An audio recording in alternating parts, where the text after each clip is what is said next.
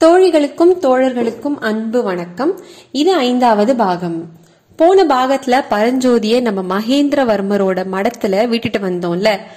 அவனுக்கு என்ன ஆச்சுன்னு பாக்குறதுக்கு முன்னாடி பரஞ்சோதி காஞ்சி வந்த கதைய பாப்போம்.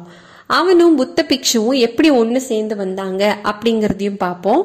இதுக்கு இடையில புத்த பிக்ஷு பாம்பு கிட்ட இருந்து பரஞ்சோதிய காப்பாத்தின கதையும் வரும். பாப்போமா? சோழ நாடு இந்த டைம்ல பல்லவர்கள் ஆட்சிக்கு கீழே இருந்தாலும் ஒரு காலத்துல உறையூரை கேபிட்டலா வச்சு சோழர்களே ஆண்டு வந்தாங்க.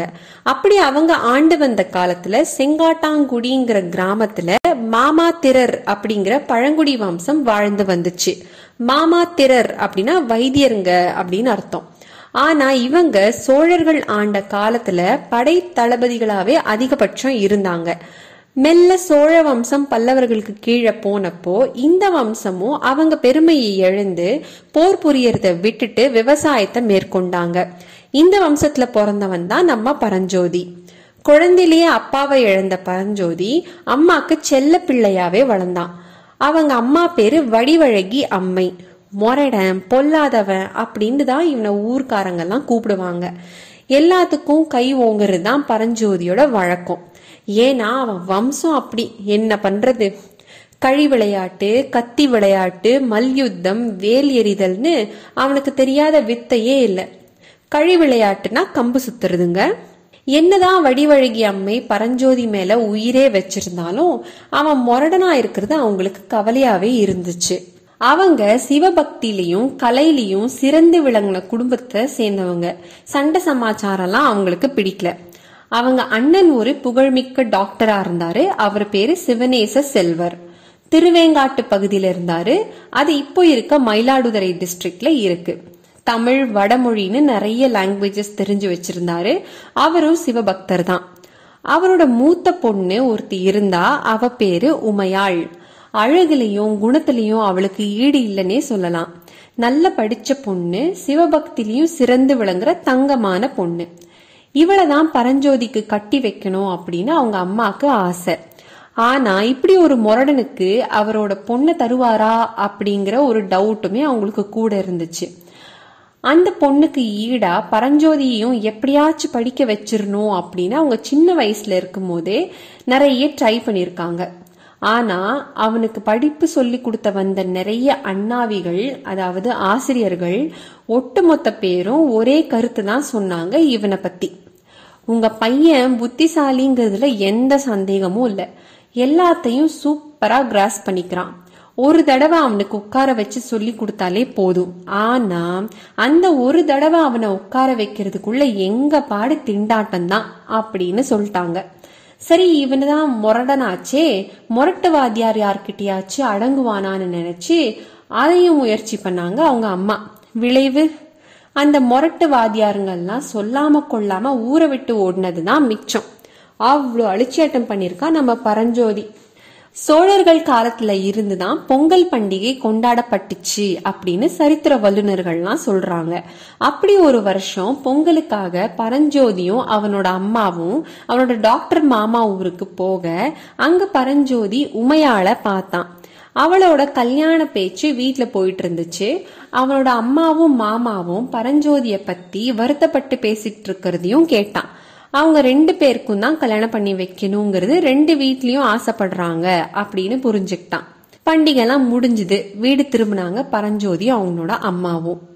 கொஞ்ச நாள் ஒரு மாதிரியே போச்சு பரஞ்சோதிக்கு. ஒரு நாள் பரஞ்சோதி வீட்டுக்கு வர சமயத்துல அவங்க அம்மா அழுதுட்டு இருந்தத பார்த்தான். அம்மா கிட்ட வந்து உட்கார்ந்தான். அவங்கள சமாதானம் எல்லாம் படுத்தல. மா, நான் உங்ககிட்ட ஒன்னு சொல்லணும் அப்படின்னு ஆரம்பிச்சான். அம்மா உடனே எழுந்து உக்காந்து கண்ணை தொடச்சுக்கிட்டு சொல்லுடா அப்படின்னாங்க. உடனே பரஞ்சோதி, அம்மா நான் காஞ்சிக்கு போறேன், கல்வி கற்க போறேன், இவ்வளவு வருஷத்தை வேஸ்ட் பண்ணிட்டேன், இனியாவது படிக்கலாம்னு பாக்குறேன் அப்படின்னு சொல்றான். அவங்க அம்மா மறுபடியும் கண்ணீர் வடிச்சாங்க. ஆனா இது ஆனந்த கண்ணீர். ஆனா நீ இங்கேயே படிக்க கூடாதா அப்படின்னு கேட்டாங்க. இந்த ஊர்ல இருக்க வரைக்கும் எனக்கு படிப்பு ஏறும்னு தோணலமா. காஞ்சியில தான் எஜுகேஷன் ஸ்டாண்டர்ட் நல்லா இருக்கும்னு நிறைய பேர் சொல்றாங்க. நான் விசாரிச்சு தெரிஞ்சுக்கிட்டேமா அப்படிங்கிறான் பரஞ்சோதி. அவன் சொல்றது நிஜம்தான். கல்வினாலே அந்த டைம்ஸ்ல காஞ்சி தான். வடமொழியாகட்டும் தமிழ் மொழியாகட்டும் அங்க இருந்த கல்லூரிகள் தான் சிறப்பா இருக்குமா. அதோட புத்தர்களோட மத போதனை கல்லூரிகள், சமண சமய பள்ளிகளும் கூட நிறைய இருக்குமா. இந்த இடத்துல ஒரு சின்ன இன்ஃபர்மேஷன் சொல்றேன். அப்போலாம் சாமியாருங்க தான் கல்வி சொல்லி தருவாங்க. ஏதோ ஒரு மதத்தை சேர்ந்தவங்களா இருப்பாங்க. அவங்க படுக்கிறதுக்கு ஒரு மடம் இருக்கும், அதுலதான் கல்வி சொல்லி தருவாங்க. அப்படி பள்ளி கொள்ற இடத்துல கல்வி சொல்லி தர்றதாலதான் இன்னைக்கு வரைக்கும் கல்வி சொல்லி தரப்படுற இடங்களை பள்ளிக்கூடங்கள் அப்படின்னு நம்ம சொல்றோம். சரி, மேல பாப்போம். கல்வியில மட்டும் இல்ல, சித்திரம், சிற்பம், சங்கீதம்னு எல்லா கலைகளையும் கத்து கொடுக்கறது காஞ்சி நகரம் தான். இந்த காரணங்கள் மட்டும் இல்ல, இது எல்லாத்தையும் தாண்டி ஒரு முக்கியமான சம்பவம் காஞ்சியில கொஞ்ச காலத்துக்கு முன்னாடி நடந்துச்சு. அந்த சம்பவத்தோட விளைவுதான் காஞ்சி மாநகரம் கல்வி, மத போதனைகள் மற்றும் கலைகள்ல சிறந்து விளங்குச்சு. என்ன சம்பவம் பாப்போமா? மருள் நீக்கியார் அப்படிங்கிற இயற்பெயரை கொண்ட ஒருத்தர் தர்மசேனருங்கிற பேரோட சமண சமய போதகர்கள்ல சிறந்து விளங்கினாரு. மருள் நீக்கியார் அழகான பேர்ல இருளை நீக்குபவர் அப்படின்னு அதுக்கு அர்த்தம். சரி, அவருக்கு ஒரு அக்கா இருந்தாங்க. அவங்க பேரு திலகவதியார். பயங்கரமான சிவபக்தி அவங்க. அவங்கள பார்த்து தானும் மனசு மாறி சமண மதத்தை தொடர்ந்து சிவனடியார் ஆனாரு நம்ம மருள் நீக்கியார். அப்படி சிவனடியார் ஆன மருள் நீக்கியார் தமிழ்ல நிறைய சிவன் பக்தி பாடல்களும் துதிகளும் ரொம்ப அழகா பாட ஆரம்பிச்சாரு. அவரோட பாடல்கள்ல இருந்த டிவினிட்டிய பார்த்து நம்ம மகேந்திரவர்மர், நான் நாட்டுக்கு அரசன், நீங்க நாவுக்கு அரசன் அப்படின்னு புகழ்ந்தாரு. அதுல இருந்து மருள் நீக்கியாரோட பேரு நாவுக்கரசர்னு மாறுச்சு. இன்னைக்கு வரைக்கும் நமக்கு அந்த பேர்ல தான் அவரை தெரியும். அப்படி புகழ்ந்ததோட நிக்காம மகேந்திரவர்மர் அது வரைக்கும் கடைபிடிச்ச சமண மதத்தை தொடர்ந்து அவரும் சிவனடியாரா ஆயிட்டாரு. ஆனது மட்டும் இல்லாம அத பரப்ப நாவுக்கரசரை காஞ்சிலேயே ஒரு மடத்தை அமைச்சு தமிழும் தெய்வீக இசை பாடல்களையும் மக்களுக்கு சொல்லித்தர சொல்லி கேட்டுக்கிட்டாரு. அப்படி அமைச்சதுதான் நம்ம பரஞ்சோதி போறதா இருந்த நாவுக்கரசர் மடம். அதை பார்த்து நிறைய பேர் நிறைய கலைகள் மற்றும் கல்விக்கு கல்லூரிகள் அமைக்க காஞ்சி ஒரு கல்வி நகரமா மாறுச்சு. அதனாலதான் பரஞ்சோதி அங்க போலாம் அப்படின்னு நினைச்சான். சரி, மேல என்ன ஆச்சுன்னு பாப்போம். இப்படி காஞ்சி போறேன்னு மகன் சொன்னதை கேட்டு வடிவழகிக்கு ஒரே சோகம். ஆனாலும் படிக்க தானே போறான் அப்படின்னு இன்னொரு பக்கம் நிம்மதியா இருந்துச்சு. அம்மா சமாதானம் ஆனதும் பரஞ்சோதி சொன்னா, அம்மா, மாமா கிட்ட சொல்லி நான் படிச்சுட்டு வர வரைக்கும் உமையாளுக்கு கல்யாணம் பண்ண வேணான்னு சொல்லு, திரும்பி வந்து நானே அவளை கட்டிக்கிறேன் அப்படின்னு சொன்னான். அம்மாக்கு ரொம்ப சந்தோஷம். மாமாக்கும் விஷயத்த சொல்லி அவரும் ரொம்ப ஹாப்பி ஆயிட்டாரு. மாமாவுக்கு நாவுக்கரசரை ஆல்ரெடி தெரியும், நல்ல நண்பரும் கூடங்கிறதுனால அவரே தான் கைப்பட எழுதி ஒரு ஓலையை தந்தாரு. நாவுக்கரசரை பரஞ்சோதிக்கு தமிழ் கல்வி சொல்லி கொடுக்க சொல்லி.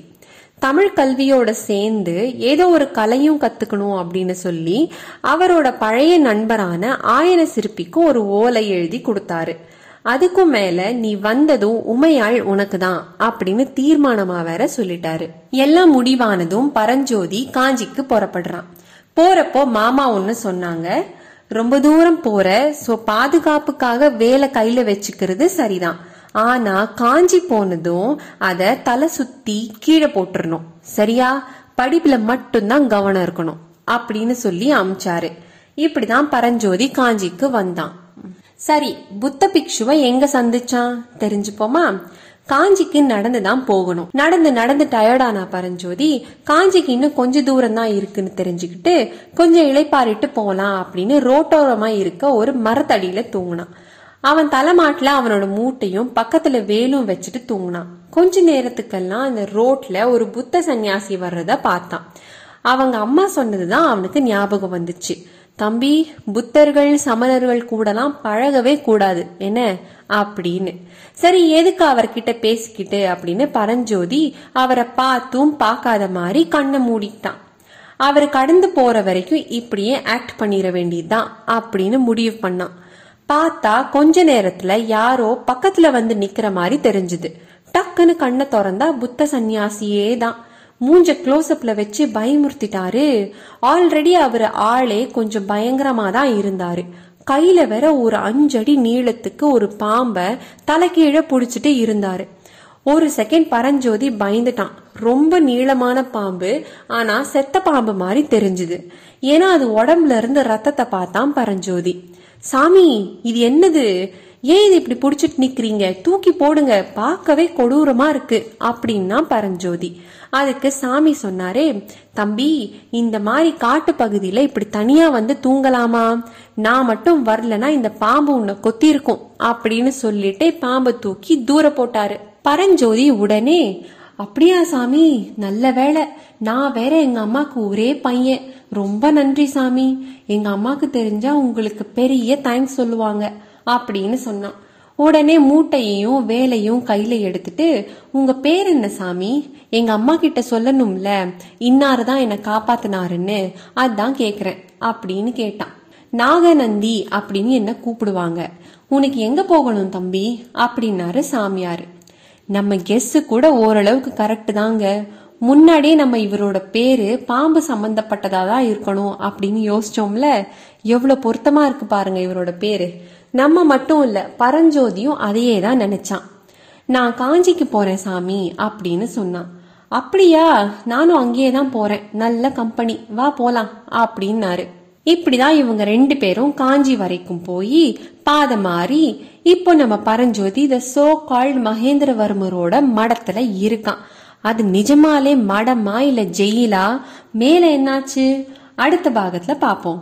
நன்றி, வணக்கம்.